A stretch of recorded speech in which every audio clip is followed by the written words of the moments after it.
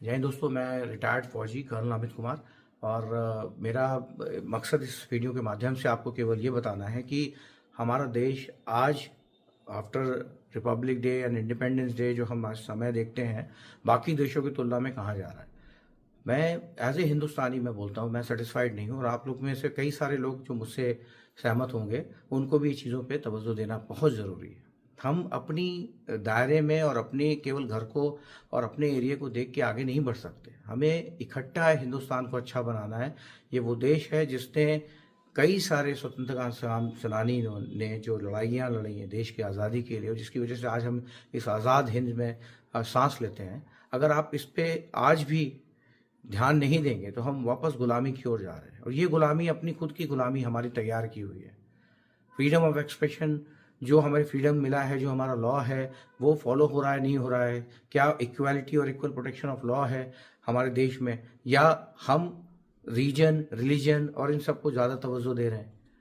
तो एक हिंदुस्तान जो हमने देखा है वो पीसफुल हिंदुस्तान हमें चाहिए, जहाँ पे हम सब एक साथ उठ करके आगे बढ़े, एक दूसरे का सहारा बने, एक दूसरे के साथ आगे चलें। और इसमें डेमोक्रेटिक सिस्टम जो हमारा सेटअप हुआ है कॉन्स्टिट्यूशन के बेस पे, हमें उसके जो लॉ और जो उसके साथ साथ जो हमें प्रायोरिटीज मिली हैं, इसके साथ साथ अपनी जिम्मेदारियां जो आर्टिकल 51 अल्फा में दी हुई हैं हमारे as a citizen as a नागरिक, उसको भी फॉलो करना है, जो हम नहीं कर रहे हैं। हम कैसे नहीं कर रहे हैं? हम आज भी अपने आप को डिवाइड करके रखते हैं। जो कॉलोनियल माइंडसेट जो अंग्रेज दे के गए हैं वो आज भी हमें डिवाइड करके रखा हुआ है, जबकि हमारे देश का एक इंपॉर्टेंट इतिहास रहा है यूनिटी इन डाइवर्सिटी, जहाँ पे इतने सारे धर्म, इतने सारी जात, इतने सारे कल्चर्स हम एक साथ, लेकिन तब भी हमें हिंदुस्तान एक इकट्ठा हिंदुस्तान हम चाहते हैं। इसीलिए आज जो हमारे देश में जो हमारे जवान हैं जो बहक रहे हैं धर्म और इसके नाम पे, कोई रीजन रिलीजन या कोई जात पे, इस पे बंद करिए। अपने आप को एक हिंदुस्तानी बना के रखिए। अपनी बाकी की चीज़ों को अपने चार दीवारी के अंदर फॉलो कीजिए। अगर नहीं करेंगे तो हिंदुस्तान वैसे ही नीचे जा रहा है और उसके बाद फिर हम कुछ नहीं आगे जाएंगे। हमें सबसे बड़ी चीज़ है ये देखना है कि हम अपने नीचे वाले यूथ को क्या देके जा रहे हैं। जो शिक्षा हम देंगे वो वैसे ही आगे बढ़ेंगे। इसी तरह से जो करप्शन फैल रहा है हमारे देश में, वो करप्शन भी हमारी जिम्मेदारी है। हम किसी पब्लिक सर्वेंट को नहीं बोलेंगे। पब्लिक सर्वेंट में हेड ऑफ द डिपार्टमेंट जो है आज की डेट में जो बैठता है, ये उसकी जिम्मेदारी है कि क्या जब आपने शपथ ली थी संविधान पे कि संविधान द्वारा पारित लॉ को आप बराबर से उसका पालन करेंगे और उसके साथ साथ उसको इंश्योर करेंगे कि हर एक नागरिक आपका सही है, क्या आप इस पर ध्यान दे रहे हैं? ऑफिस में बैठ के काम नहीं होता। आपको बाहर आना पड़ेगा, देश में हर एक नागरिक के साथ में जुड़ना पड़ेगा।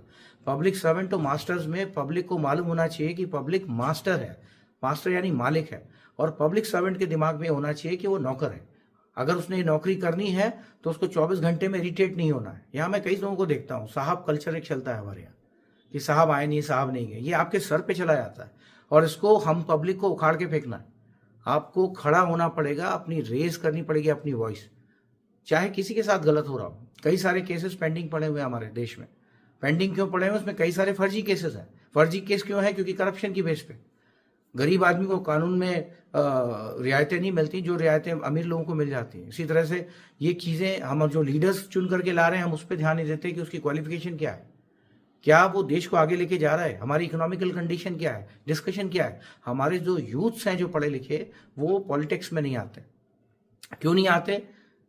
हर आदमी को चाहिए रोटी कपड़ा और मकान, बेसिक्स हर आदमी की ज़रूरत भी है। सबसे पहले वो अपना घर सेट करेगा, उसके बाद आगे सोचेगा। बट कुछ लोग जो ऐसे हैं जो अच्छे हमारे पास होनहार लड़के हैं वो आगे नहीं आ रहे। पार्टीज में पॉलिटिकल पार्टीज ऐसी हैं जो किस तरह से टिकट्स वगैरह देती हैं, इस पर बहुत बड़ा डिस्कशन है, कोई ध्यान नहीं दे रहा।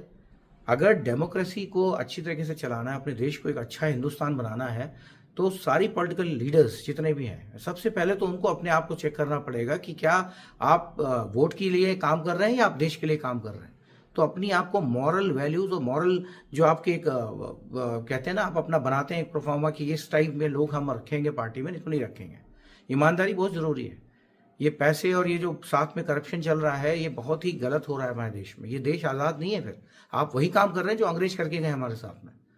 तो मैं आप लोगों को सबको लास्ट में यही बोलना चाहता हूँ, एक फॉर्मूला है अपने देश में कि हम क्या कर सकते हैं एज ए नागरिक। हम एज ए नागरिक ये कर सकते हैं कि 100 मीटर का दायरा या 50 मीटर का दायरा हम उसमें देखें हर एक हिंदुस्तानी कि वहाँ पे कोई भूखा नहीं सो रहा है, किसी को मेडिकल की ज़रूरत नहीं है, किसी के साथ में कोई अन्याय नहीं हो रहा है, हम उसके साथ खड़े हो। केवल हर एक नागरिक अगर अपना 100 मीटर का दायरा या 50 मीटर का या 20 मीटर का, जो भी आप अपने हिसाब से करें, उसको चेक कर लें सोने से पहले, कभी हिंदुस्तान खराब नहीं होगा। हिंदुस्तान अच्छा ही जाएगा और आगे हिंदुस्तान में और भी अच्छी चीज़ें होंगी। बट अगर आप इन सब चीज़ों का ध्यान नहीं देंगे तो हम लोग किसी एक बड़ी प्रॉब्लम में फंसने वाले हैं, जो अब चलता है। आप गलत नेता लेके आएंगे, आप गलत तरीके के लोग लाएंगे, आपको कोई क्वेश्चंस नहीं होगा। आरटीआई का एक अच्छा टूल दिया हुआ है, आप उसके ऊपर जाइए। कई सारे बंदों को आप चेक एंड बैलेंसेस में रखिए। इसलिए अगर हिंदुस्तान को अच्छा बनाना है तो 100 मीटर रिस्पॉन्सिबिलिटी का फॉर्मूला अपनाइए और हर एक हिंदुस्तानी को एक प्लेज लेनी चाहिए कि भाई आज के बाद से हम अपने हिंदुस्तान में जो मेरी रिस्पॉन्सिबिलिटी, हम उसकी बात करेंगे, किसी और की बात नहीं करेंगे। ना ही किसी को ज़बरदस्ती सोशल ट्रोल करेंगे, क्योंकि कुछ हमारी आदतें ऐसी बढ़ गई हैं, बैठ के कंप्यूटर और कई सारे सोशल फॉर्म में हम खुद बोलते रहते हैं, कभी फेक आईडी से या कुछ भी तरीके से। बट हम क्या कर रहे हैं हमें नहीं मालूम। अरे हम हिंदुस्तानी हैं, सबसे पहले तो गर्व कीजिए कि आप हिंदुस्तानी हैं। किसी भी ऐसे हिंदुस्तानी को गर्व करने की ज़रूरत नहीं है जो आदमी इस मानसिकता से और 51 अल्फा की जो ड्यूटीज़ हैं फंडामेंटल, उसको नहीं मानता और अपने हिसाब से चलना चाहता है। फिर वो हिंदुस्तानी किस बात का।